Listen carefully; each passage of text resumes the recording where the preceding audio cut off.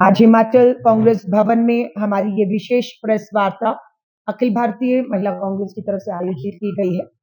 सबसे पहले मैं अपनी अध्यक्ष, जो 7 साल तक हिमाचल प्रदेश महिला कांग्रेस की अध्यक्ष रही हैं, जैनब चंदेल जी को बधाई और शुभकामनाएं देती हूँ।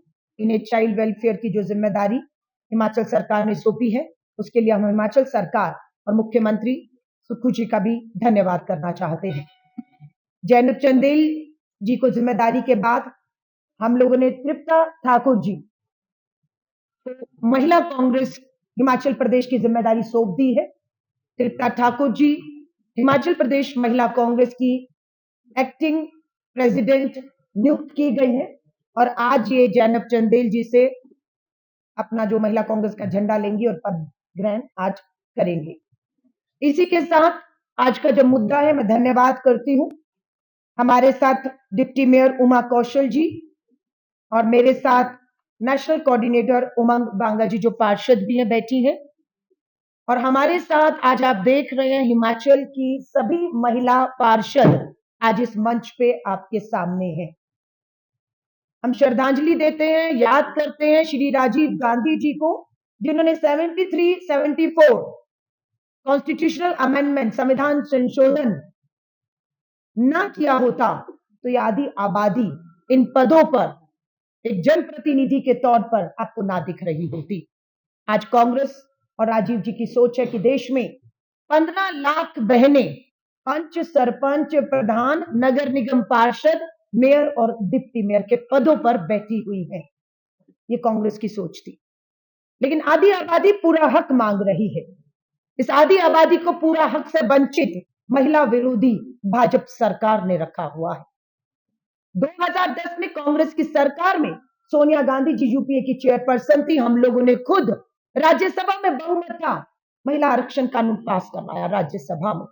लोकसभा में बहुमत नहीं था, सहमति नहीं बन पाई, बिल पास लोकसभा में नहीं हुआ। लेकिन 2014 में केंद्र में भाजपा की सरकार आते ही हमें लगा कि महिला आरक्षण कानून पे महिलाओं के वोट लेकर सरकार आई है। तो 2014 में लगभग 12 साल पहले महिला विरोधी भाजपा सरकार की नीयत अगर होती तो ये आरक्षण तभी लोकसभा में पूर्ण बहुमत से पास होकर लागू हो गया होता और आधी आबादी आज विधायक और सांसद बनकर इसी तरह बैठी होती, अपनी आवाज को बुलंद कर रही होती। लेकिन भाजपा ने 2014 में नहीं होने दिया। 2014 के बाद 2019 का चुनाव भी भाजपा की महिला विरोधी सरकार ने इसे लोकसभा में बिल पास नहीं होने दिया। 2024 का तीसरा चुनाव जब भाजपा को जाना था तो उनको पता लग रहा था कि अब बहुमत नहीं मिलेगा, अब यह सरकार बैसाखियों पर आ सकती है। और हमने दबाव बनाया तो 2023 नारी शक्ति वंदन अधिनियम कानून कांग्रेस और विपक्ष के दबाव में भाजपा को लाना पड़ा और हम सब ने मिलकर उसको पास करवाया। ये कानून पास हो चुका है। नारी शक्ति वंदन अधिनियम 2023 कानून बन चुका है, संविधान में दर्ज हो चुका है और अमित शाह देश के गृह मंत्री जी ने इसे विशेष सत्र में 16 अप्रैल को इसका नोटिफिकेशन और अधिसूचना भी जारी कर दी है। जब यहां तक हम पहुंच गए हैं तो देश के प्रधानमंत्री नरेंद्र मोदी जी आप देश को गुमराह क्यों करते हैं ये कहकर कि महिला आरक्षण कानून की भ्रूण हत्या हो गई और वो विपक्ष और कांग्रेस ने किया है। आज दुख है, चिंता है कि देश की आधी आबादी प्रधानमंत्री जी से पूछ रही है, प्रधानमंत्री जी क्या मजबूरी है कि आप झूठ बोल रहे हैं, आप धोखा दे रहे हैं हमें कि कानून खत्म हो गया? कानून है, संविधान बनाया है, पास हुआ है, आप झूठ बोल रहे हैं। आपने कहा भ्रूण हत्या हो गई, हमने बचाया उस भ्रूण को, आप हत्या करना चाहते थे विशेष सत्र बुलाकर बीच चुनाव में। बीच चुनाव में कहा महिला आरक्षण को लेकर सत्र बुलाया जा रहा है, वो सत्र महिला आरक्षण कानून को लेकर नहीं था। फिर आपने झूठ बोला। वो विशेष सत्र परिसीमन को लेकर था। वो परिसीमन बिल आप लाए थे, संविधान संशोधन करना चाहते थे। वो संविधान संशोधन जो आपने महिला आरक्षण नारी वंदन अधिनियम हमने पास करा, उसको संशोधित करके परिसीमन गलत कर रही हैं, आप छोड़ दो उसको। आप उसको लाना चाह रहे थे, आप उसको लाना चाह रहे थे। 12 साल 12 साल में भाजपा कभी भी नहीं हारी सदन के अंदर। ये पहली बार है कि विपक्ष ने एकजुटता दिखाते हुए महिलाओं के हक अधिकार को बचाते हुए भाजपा के परिसीमन वाले बिल को गिराकर उन्हें बैकफुट पे लाने का काम किया। हरा दिया हमने, लोकतंत्र की जीत हुई है। आज हमारी मांग है कि नारी शक्ति वंदन अधिनियम 2023 लागू करो। आज करो और अभी करो। जब हम कहते हैं आज करो और अभी करो, इसका मतलब क्या है? इसका मतलब यह है कि लोकसभा में आज 543 सीटें हैं, 543। आज और अभी जो कानून पास है उसे लागू करो। सीधा 33% का मतलब है 180 सीटें आज लोकसभा में महिलाओं के लिए आरक्षित होती है। इस कानून के तहत जो पास लागू होते ही 180 सीटों पर महिलाओं का अधिकार मिलता है। आप क्यों नहीं आज और अभी लागू करके हमें इन्हीं सीटों पर हमारा 33% का जो कानून पास है नहीं देना चाहते? क्योंकि भाजपा महिला विरोधी है, वो महिलाओं को हक अधिकार नहीं देना चाहती। हमारी मांग है कि इस आरक्षण में, और जो हमने पहले आरक्षण किया 73, 74 पंचायत नगर निगम में, SC ST के साथ, सामान्य वर्ग की महिलाओं के साथ अति पिछड़ा वर्ग OBC बहनों को भी अधिकार शामिल करो आरक्षण में। ये भाजपा महिला और अति पिछड़ा वर्ग OBC महिला विरोधी सरकार है। ना महिला आरक्षण कानून जो पास है उसे लागू करना चाहती है और ना ही OBC बहनों को इसमें शामिल करना चाहती है। इन दो मांगों को लेकर हमारा एक जन आंदोलन शुरू हो चुका है। देश भर में हम लोग पोस्ट कार्ड अभियान की शुरुआत कर रहे हैं। ये देश भर में शुरू हो चुका है। 10 लाख बहनें जुलाई में मॉनसून का सत्र होना है। हम इन 2 महीनों में देश भर में 10 लाख महिलाएं ये पोस्ट कार्ड प्रधानमंत्री जी के नाम, पोस्ट कार्ड प्रधानमंत्री जी के नाम हम अभियान शुरुआत कर चुके हैं, जिसमें लिखा है नारी शक्ति वंदन अधिनियम 2003 लागू करो। गुमराह मत करिए प्रधानमंत्री जी, पास नहीं, पास हो चुका है, लागू करो, आज करो, अभी करो। दूसरी तरफ लिखा है OBC महिलाओं को आरक्षण में शामिल करो। पता बता देना चाहती हूं, श्री नरेंद्र मोदी प्रधानमंत्री भारत सरकार 7 लोक कल्याण मार्ग नई दिल्ली 11 के पते पर पूरे देश से 10 लाख महिलाएं इसे भेज रही। मैंने खुद इसे दिल्ली में, तेलंगाना में, अभी 3 दिन पहले हरियाणा में, कल चंडीगढ़ में, शाम को पंजाब में, आज हिमाचल में, इसे खुद मैं पहुंचकर अपने हाथों से हम लोग जो है हमारी चुनी हुई जनप्रतिनिधि और हम सब लोग इस लड़ाई को ले जाकर भाजपा को बेनकाब करेंगे। तो ये 10 लाख पोस्ट कार्ड जुलाई मानसून सत्र में चलो संसद के नारे के साथ, नारा है चलो संसद, जुलाई मानसून सत्र में हजारों बहनें घेराव करेंगी संसद का। चलो संसद, वहां जहां मेरा हक है, जहां मेरी सीट है, जो 180 मेरी सीटें हैं, 543 में से आरक्षण पास हो गया, मुझे मेरा हक चाहिए, वो हम आंदोलन कर रहे हैं। आज हम लोग हस्ताक्षर अभियान की भी शुरुआत कर रहे हैं। 10 लाख बहनें देश भर के हर राज्य में, हर विधानसभा, हर लोकसभा गांव में हस्ताक्षर अभियान में हिस्सा लेंगी। यहां पर भी आप अभी देखेंगे एक बैनर है जिसमें हम सार्वजनिक स्थलों पर वो बैनर लगाकर लोगों से भी अपील कर रहे हैं कि आधी आबादी को उसके हक से भाजपा महिला विरोधी ने वंचित रखा है, उसे लागू करने का दबाव बनाए। तो 10 लाख महिलाओं के हस्ताक्षर अभियान देश में चलेंगे, जिसे जुलाई में मानसून सत्र में सौंपा जाएगा। मिस कॉल कैंपेन भी हम लोग आज शुरू करेंगे शाम तक। चलो संसद के नारे से हम घेराव करेंगे। इन्हीं चीजों को लेकर हम आगे बढ़ेंगे। भाजपा एक और धोखा कर रही है। परिसीमन बिल बिना जाति जनगणना के वो थोपना चाहती थी। हमने कहा 26 और 27 में देश में जाति जनगणना होनी है ना। आप तो चाहती नहीं थी भाजपा सरकार। 2011 के बाद 21 में जनगणना होनी थी, भाजपा की सरकार ने 21 में 10 साल बाद होने वाली जनगणना क्यों नहीं कराई, आज देश पूछ रहा है। उसके बाद 26 में जनगणना हमने दबाव बनाया, खाली जनगणना नहीं, जातिगत जनगणना होनी चाहिए, झुकना पड़ा और माना जातिगत जनगणना होगी। जब 26-27 में जातिगत जनगणना हो रही है तो 11 की जनगणना को आधार क्यों भाजपा बनाना चाहती है? क्योंकि इसको दिख रहा है कि 11 में शायद इनको लाभ होगा, अगर 26-27 की जनगणना आधार बनी तो भाजपा के हाथ से सत्ता जा सकती है, इसलिए वो इस तरह से कर रहे हैं। हम चाहते हैं 26-27 में जातिगत जनगणना पहले हो, उसके आधार पर परिसीमन हो, उसके आधार पर 50% फार्मूला, जो गृह मंत्री जी सदन में खड़े होकर 2 दिन की चर्चा के बाद अपने भाषण में कहते हैं 1 घंटा दे दीजिए, 1 घंटा दे दीजिए, ये जो प्रस्ताव है मैं इसमें 50% जोड़ लेता हूं। अरे मजाक था जब आपने बीच चुनाव में विशेष सत्र गृह मंत्री जी बुलाया, मजाक था।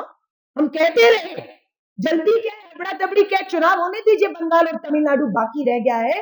आपने चुनावी लाभ के लिए, जो बंगाल में आपको दिख भी रहा है, इन्होंने विशेष सत्र बुलाकर हबड़ा दबड़ी में बिना सर्वदलीय बैठक बुलाए, बिना प्रस्ताव तैयार किया है, बिना प्रस्ताव पे चर्चा के विशेष सत्र बुला लिया, फिर कहते 1 घंटा दे दीजिए।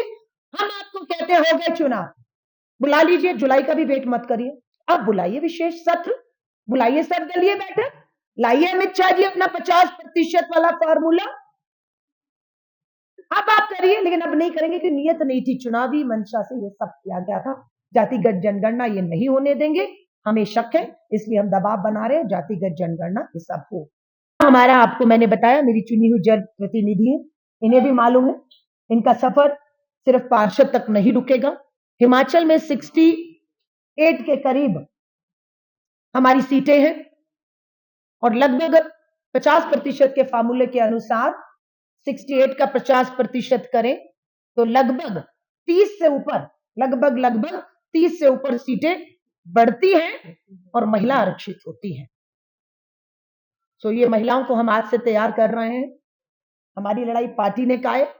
आज की तारीख में 68 सीटें हैं हिमाचल के अंदर विधानसभा की। हम 68 सीटों पर टैलेंट हंट करें।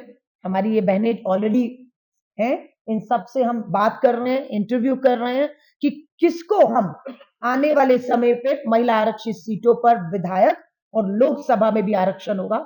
आज अगर 4 सीटें लोकसभा की हैं, उसमें से अगर 33% करें तो 1 और 50 करें तो 2 तो आरक्षित होनी है। तो आज इसे हमने अपनी महिलाओं को तैयार करने का, प्रशिक्षण देने का, आगे का चुनाव लड़ने का हमने पूरी तैयारी आज और अभी से इसी मुहिम से शुरू कर दी है। शुरुआत हमने अपनी चुनी हुई पार्षदों से की है जो महिला आरक्षित सीटों पर चुनकर आई हैं।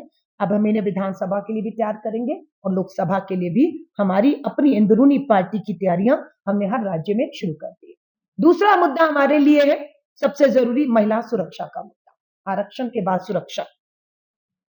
आज दुख की बात है, दुर्भाग्य की बात है, बेटी बचाओ का नारा देने वाली केंद्र की भाजपा सरकार अपने महिला विरोधी, बेटियों के दोषियों को, अपने विधायकों को, अपने सांसदों को बचाने का अपराध कर रही है।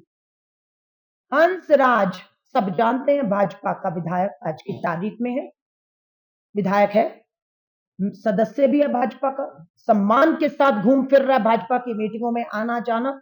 शर्म की बात है कि भाजपा के इस विधायक हंसराज पर नाबालिग बच्ची के साथ जो दुष्कर्म का आरोप लगा है, पोक्सो के protection of children on sexual offence के अधीन एफआईआर ही नहीं, चार्जशीट भी हुई है और चंबा कोर्ट में उन्हें पेश भी होना था, जहां पर हमारी महिला कांग्रेस ने जाकर काले झंडे दिखाकर इस बात का विरोध किया कि भाजपा को तुरंत उसे अपनी सदस्यता से, विधायकी से जो है वो मुक्त कर देना चाहिए और ये दबाव हमारा निरंतर जारी रहेगा। हम किसी भी नाबालिग बच्ची के दोषी को हिमाचल की विधानसभा में एक पल पे भी बैठने नहीं देंगे। हम पूरी ताकत लगाएंगे, पूरी तरीके का दबाव बनाएंगे कि ऐसे लोगों को, ऐसे अपराधियों को कहीं कोई जगह समाज में, सदन में नहीं मिलनी चाहिए। और महिला कांग्रेस पूरे हिमाचल में इस तरह कोई भी अगर महिलाओं का दोषी, बच्चियों का अपराधी है, उसके खिलाफ और महिला सुरक्षा के मुद्दे को लेकर वचनबद्ध है। हम सड़कों पर उतर के दबाव बिल्कुल बनाएंगे पुलिस और प्रशासन पर, अदालतों को भी कहेंगे फास्ट ट्रैक में कोर्ट में ये मामले चलाइए और बच्चियों को न्याय दिलाइए। तीसरा हमारा मुद्दा है महंगाई को लेकर, जिसको लेकर हमारा आंदोलन, 3 मुद्दे हैं जिस पे पूरे राज्य में आंदोलन आने वाले समय में निरंतर रहेगा, एक मजबूत संगठन के निर्माण के साथ। 60 रुपया इन्होंने एलपीजी घरेलू सिलेंडर के दाम बढ़ाए। पता लगा 60 रुपया घरेलू सिलेंडर के बढ़ने के बाद भी सिलेंडर उपलब्ध नहीं हुए और लोग लाइनों में लग लग कर चूल्हे ठंडे हो गए, बच्चे भूखे रहे। ये देखा हम सबने। आज कमर्शियल सिलेंडर की कीमतें सीधा 1000 रुपया, जैसे चुनाव खत्म हुआ, वोट पड़ा, अगले ही दिन 1000 रुपया सीधा कमर्शियल सिलेंडर के बढ़ाकर आज देश में 3000 रुपए कमर्शियल सिलेंडर पार कर चुका है। पेट्रोल डीजल के दाम पहले ही सेंचुरी 100 पार कर चुके हैं और अभी फिर बढ़ने के जो है वो सूचनाएं आती हैं कि सरकार पेट्रोल डीजल के भी दाम बढ़ा सकती है। रुपए के मुकाबले डॉलर 100 पार कर जाएगा।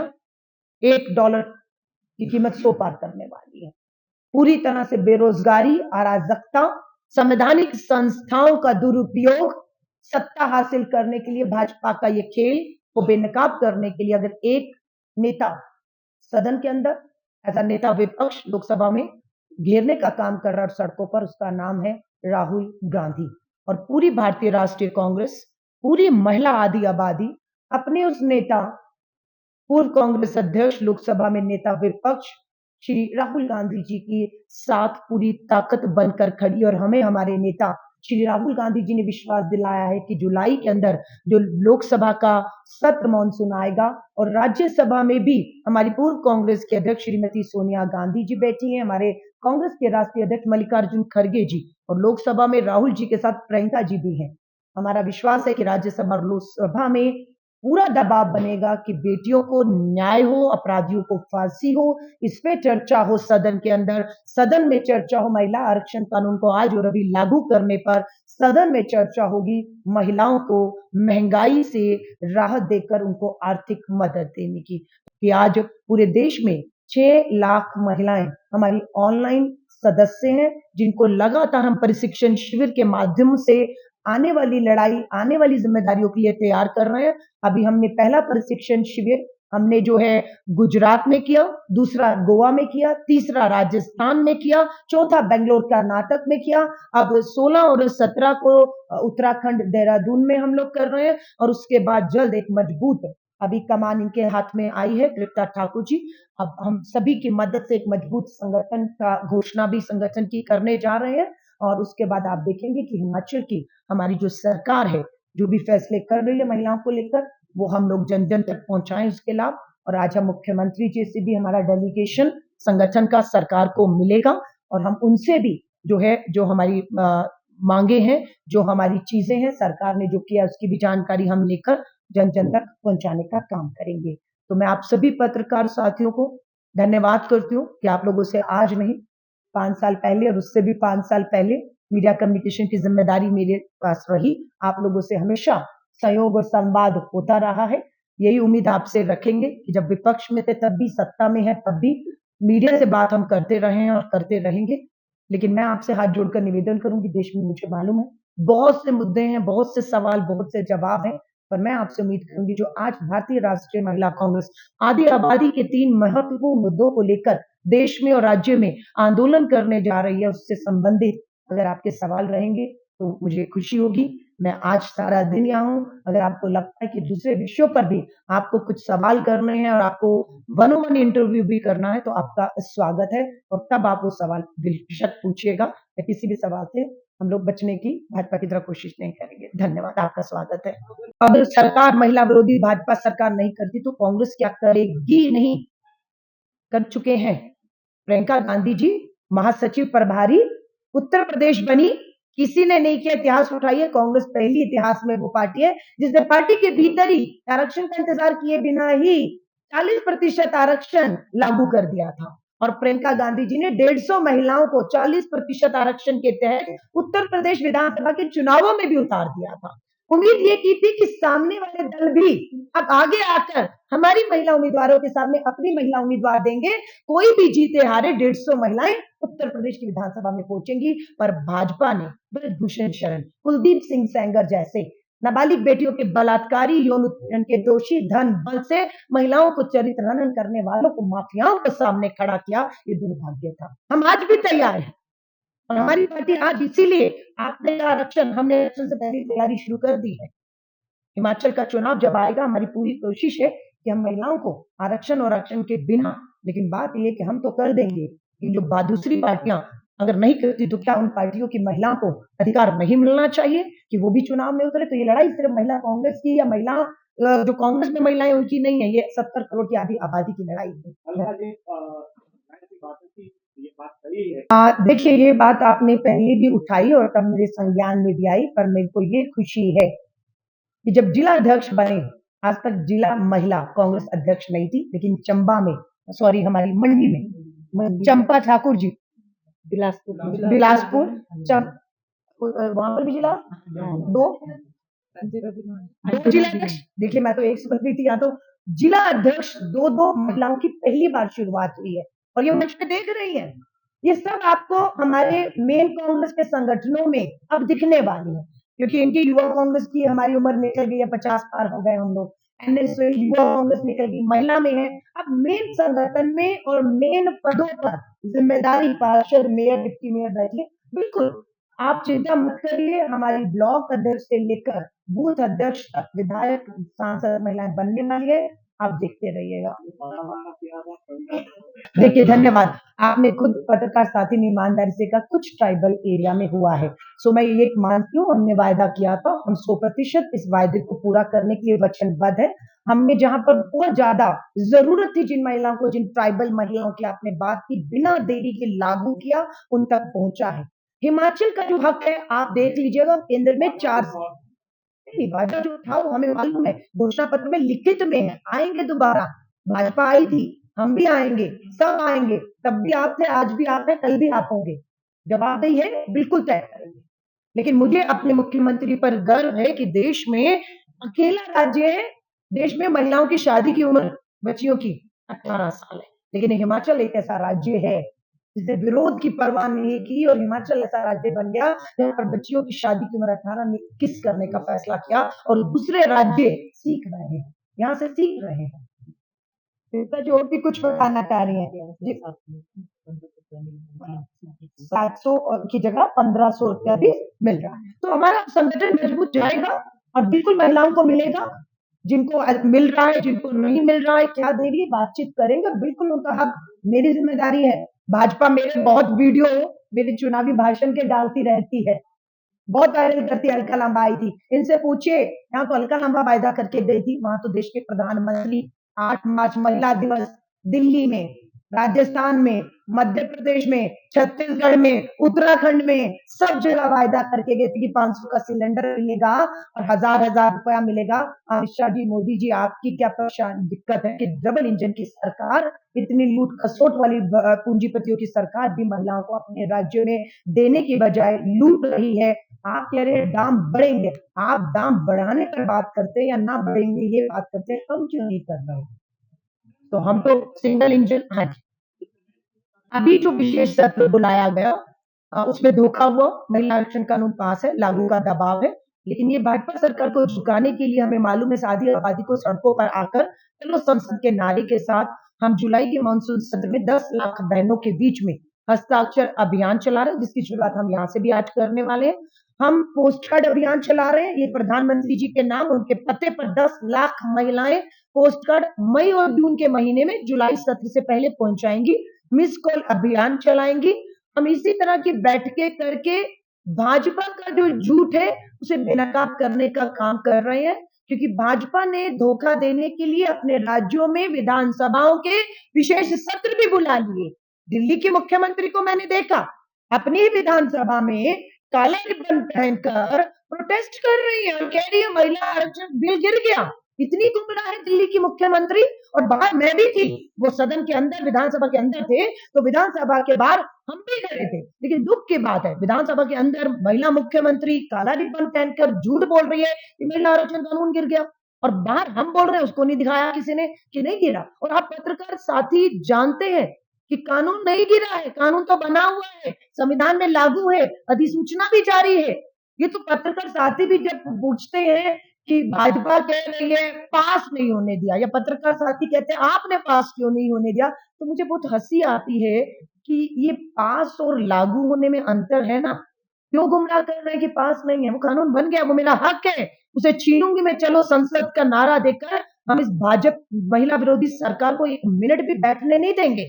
इनके भाजपा के नेता देश में कहीं पे भी जाएंगे काले झंडे दिखाकर, इस महिला विरोधी भाजपा के पुतले फूकने का काम, इन्हें घेरने का काम, इन्हें बेनकाब करने का काम अखिल भारतीय महिला कांग्रेस की 6 लाख आधिकारिक सदस्य और 10 लाख महिलाएं जो इस पूरे अभियान में शामिल होंगी, आप देखिएगा इसको हम बैक पे लाएंगे। धन्यवाद। डिलिमिटेशन का मतलब परिसीमन है, बिना जनगणना के परिसीमन कैसे होगा? नहीं, होने दीजिए ना, वही तो कह रहे हैं, अच्छी बात है, वो तो चल रही है, हम चलवा रहे हैं। हमने दबाव बनाया, जाति शब्द जोड़िए, फिर कैबिनेट में वो जातिगत जनगणना होगी। अब आप कराइए 26-27 में करा दीजिए ना फटाफट जातिगत जनगणना। जब जातिगत जनगणना हो गई, आंकड़े आ गए हमारे सामने, अब आप उस आधार पर 50% के फार्मूले के आधार पर कर दीजिए परिसीमन और कर दीजिए 29 में लागू। जब तक जातिगत जनगणना नहीं होती तब तक परिसीमन नहीं होगा, तब तक आरक्षण लागू नहीं होगा। तो क्या हम महिलाएं इसी तरह तमाशबीन बनकर बैठी रहेंगी? नहीं। इसलिए हमारी मांग है कि आप आज और अभी लोकसभा में 543 सीटों पर जो कानून पास है, 180 सीटें बनती हैं, मुझे दे दीजिए, मुझे दे दीजिए। अगर 29 में भी हो जाएगा तो बहुत अच्छा है। ये कहते हैं महिला आरक्षण बिल गिरा दिया कांग्रेस ने, झूठ बोलते हैं। आप कहते हैं देरी हो रही है, चुनाव तो 29 में होना है लोकसभा का। आप बता दीजिए कि लोकसभा को आप भंग करके कल चुनाव करा रहे थे, बताइए देरी कहां हो रही है? परिसीमन आधार 2011 हो या परिसीमन का आधार 2026-27 हो, लागू तो 29 में होना है ना लोकसभा, तो तभी। तो देरी और जल्दी का ये जो बहाना है, ये झूठ है। प्रधानमंत्री नरेंद्र मोदी जी को लगता है झूठ बोलो, झूठ बोलो, बार बार बोलो, और लोग झूठ को सच मान जाते हैं। लेकिन मुझे मालूम है, हिमाचल के मीडिया से बहुत अच्छी तरह वाकिफ हूं। आप किसी के कहने पर, मेरे कहने पर, उनके कहने पर ऐसी कट कॉपी पेस्ट नहीं करने वाले। अलका लामा ने क्या कहा या भाजपा क्या कहेगी, उसकी जांच करके सच और झूठ को बेनकाब करके अपनी खबर छापेंगे। देखिए, आपने कहा, उनका भी वही सवाल था कि इस आंदोलन का स्वरूप, मैं पूरी कह रही हूँ, आंदोलन का स्वरूप ये है कि मई और जून के महीने में पूरे देश में आंदोलन शुरू है, हस्ताक्षर अभियान चल रहे हैं सार्वजनिक जगहों पर, पोस्ट कार्ड अभियान लिख लिख के प्रधानमंत्री जी को डाला जा रहा है, मिस कॉल अभियान चल रहे हैं, महिलाओं के समूह में संवाद हो रहे हैं कि किस तरह से महिला विरोधी सरकार भाजपा ने हमारा हक मारा है, महिला आरक्षण बिल के ऊपर जो गुमराह कर रहे हैं हम उनको सच्चाई बता रहे हैं। तो ये पूरा अभियान चलो संसद के नाम से चल रहा है। जुलाई में चलो संसद के नाम से सब संसद पहुंचेंगी, और इसी संसद में, इस सरकार को जल्दी थी ना, बीच चुनाव में विशेष सत्र बुला लिया है ना, और गिर गया इनका परिसीमन बिल, गिरा है, महिला आरक्षण नहीं गिरा। अब हम पास कराएंगे और लागू करवा कर रहेंगे 543 पर। तो पूरा इनके पुतले फूके जा रहे हैं, महिला विरोधी भाजपा सरकार को बिल्कुल बेनकाब काले झंडे इनके नेताओं को दिखाएंगे। ये हमारा स्वरूप रहेगा। हमारी गांव गांव में, पंचायतों में जो महिलाएं ऑलरेडी 15 लाख चुनकर आ चुकी हैं, उनको वहां तक सीमित नहीं रखेंगे, उनसे संवाद कर रहे हैं। आप देख रहे हैं, इनको हम विधानसभा और लोकसभाओं में, भविष्य की हमारी यहाँ जो बैठी है ना, ये भविष्य की महिला विधायक और भविष्य की महिला सांसदों को आप एक राज्य में देख रहे हैं। तो ये हमारा पूरा आंदोलन है जिसकी जिम्मेदारी मेरे पास है। दूसरा, आपने कहा बंगाल। मुझे खुशी है कि 4 राज्यों में चुनाव हुए, 2 ठीक है भाजपा के पास आए और 2 में गैर भाजपा, एक में हमारी केरला में फुल फ्लैश अपनी सरकार हमारी हम बनाने जा रहे हैं, मुख्यमंत्री हमारा शपथ लेगा। जहां तक तमिलनाडु की बात है, वहां पे भी भाजपा पूरा विरोधी एक नई पार्टी जो राहुल गांधी जी से लगातार कल उनकी बात हो रही है, और पूरा उम्मीद है कांग्रेस और विजय जी की जो पार्टी है वो मिलकर वहां पर सरकार अपनी बनाने जा रही है। बंगाल की अगर जहां तक बात करेंगे, दीदी को बिहार में राहुल गांधी जी के साथ खड़े होना चाहिए था। अगर वो खड़ी हुई होती तो आज जो बंगाल में खेल हुआ है वो ना हो पाता। क्या हुआ बिहार में और क्या हुआ बंगाल में? ये चुनाव आयोग ने लोकतंत्र को चूना लगाने का काम किया, जो सरेआम हो रहा है। बिहार में चुनाव से कुछ महीने पहले 65 लाख वोट आप काट देते, 65 लाख वोट एक झटके में काट देते हैं। ये क्या है?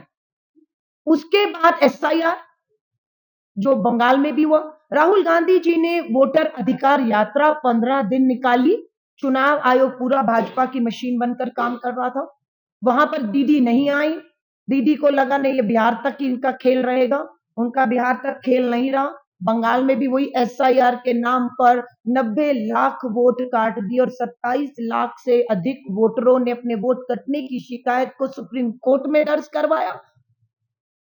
खेल तो पूरा एसआईआर और वोट चोरी के माध्यम से इनका देश में चल रहा है। भाजपा के दो ही रास्ते, इनको लगता है हमारे दो फार्मूले अमित शाह जी और मोदी जी के कामयाब हो रहे हैं, इसलिए वो फार्मूले पर निरंतर वो आगे बढ़ने के प्रयास में है। वो फार्मूला दो ये है कि या तो ईडी, सीबीआई, इनकम टैक्स की रेड करवाओ, जो आम आदमी पार्टी के 10 में से 7 ईडी भेजी थी 14 अप्रैल को एक राज्यसभा सांसद, और 24 को वो भाजपा की वॉशिंग मशीन में धुल गया।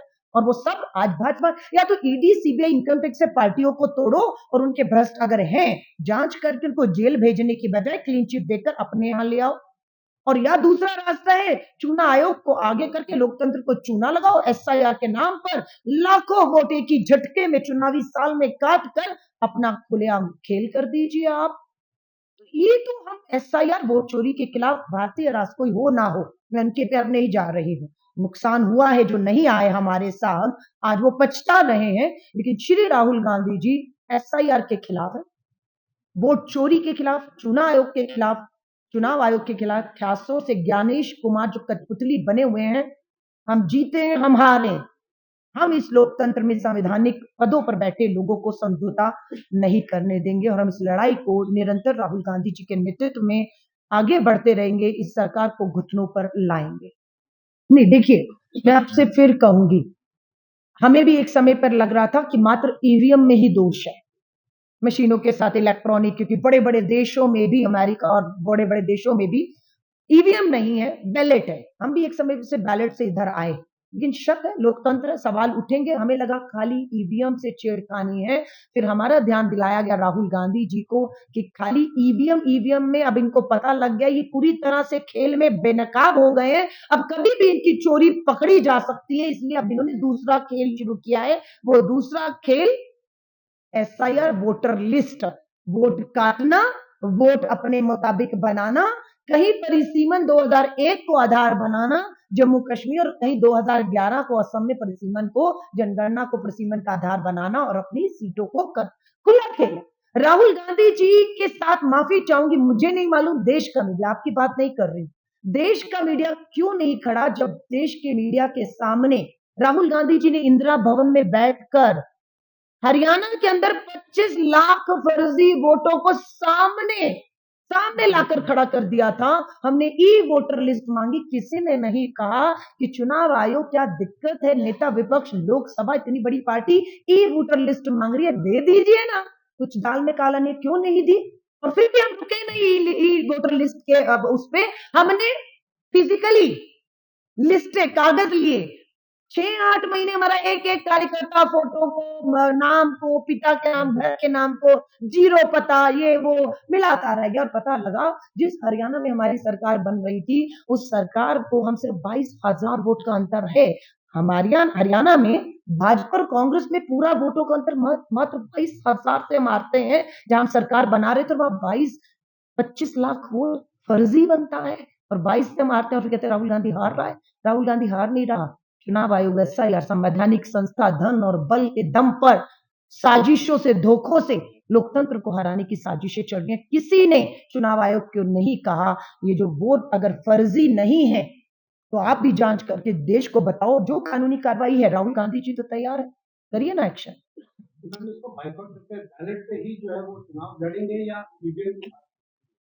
देखिए, मैं फिर कहूंगी, आप कहेंगे कि हम सब बाइकआउट कर दें, घर बैठ जाएं, चुनाव ही ना लड़े। फिर आप कहोगे ये हार रहे थे इसलिए घर बैठ गए हैं, है ना। अब हम कहेंगे बैलेट होगा, बैलेट किसको करना है, जो सरकार बैठी है। वो करेगी नहीं, आपको भी पता है, जिस दिन करेगी उस दिन सत्ता से बाहर हो जाएगी।